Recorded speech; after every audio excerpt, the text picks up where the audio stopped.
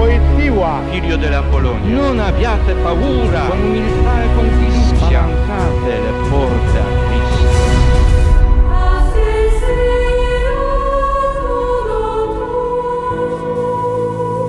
Juan Pablo II es padre de nuestra familia religiosa.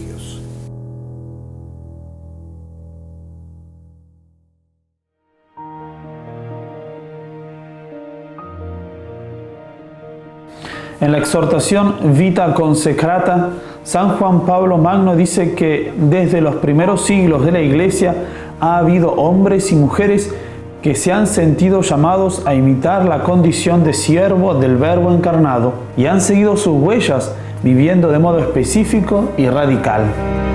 Este modo específico y radical es la vida consagrada que hemos profesado vivir con nuestros votos, siguiendo las huellas del Verbo encarnado, imitando su anonadamiento y su kenosis.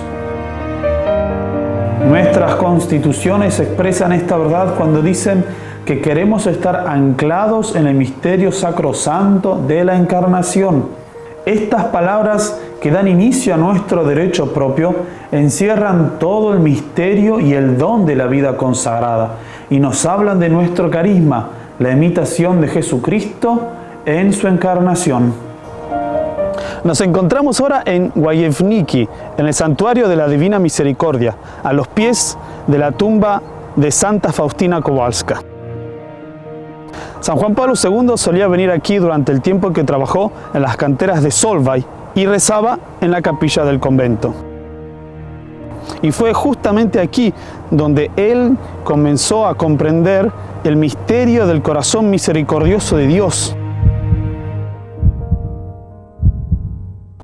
Mirando el cuadro de la Divina Misericordia, comprendemos más íntimamente el misterio de Dios hecho hombre, porque se esclarece ese amor hasta el extremo que lo llevó a Dios a darnos a su Hijo unigénito para que nos salvemos por medio de Él. Viendo aquí el corazón abierto del Redentor, del cual brota tan profusamente tanto su divinidad como su humanidad, entendemos que verdaderamente la vida consagrada es una memoria viviente del modo de existir y de actuar de Jesús como Verbo encarnado ante el Padre y ante los hombres.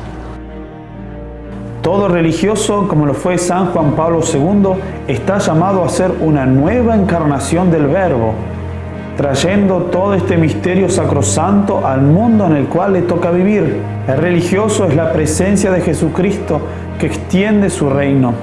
Es la prolongación de la encarnación. Meditemos hoy, en el cuarto día de la novena, en esta sublime tarea de ser imitadores del Verbo encarnado, y pidámosle a Él ser una memoria viviente del Verbo encarnado.